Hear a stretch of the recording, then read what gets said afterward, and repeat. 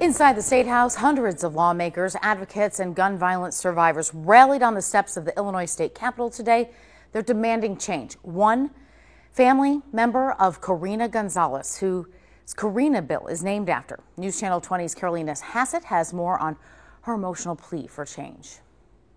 Almost a year ago, Karina Gonzalez and her 15-year-old daughter Daniela were shot and killed by Karina's husband, even after she had filed an order of protection, which could have allowed the police to take the gun used in their murders. Now, her family and other advocates are fighting for the state to take action to keep this type of tragedy from happening again. Not one more! Not one more! All too many have a similar story. They were murdered and taken from us.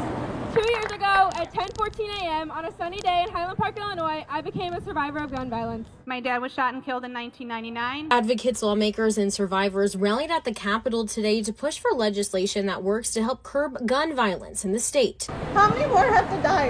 How many more have to be murdered? One piece of legislation being pushed is a bill that would allow families to request law enforcement to reopen an investigation into a case after 3 years of inactivity. Holding shooters accountable for pulling the trigger is gun violence prevention at its core. Another one proposes changes to the Illinois Domestic Violence Act and Firearm Restraining Order Act, the biggest change being firearm removal to occur during an emergency order of protection. An order of protection was not enough.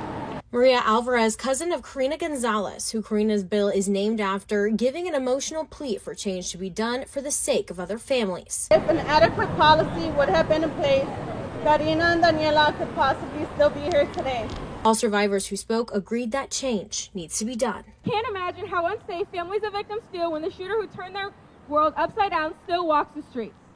Now, other changes being proposed are barring transfer of ownership of firearms when a firearm remedy is granted. Now, this is a court order that temporarily strips someone of their right to own a gun. The proposal would give a judge the ability to require police to execute that warrant. I'm Carolina Hassett. Back to you. Thanks, Carolina. Both of these bills remain in the House, and we'll update you on the progress when more information becomes available.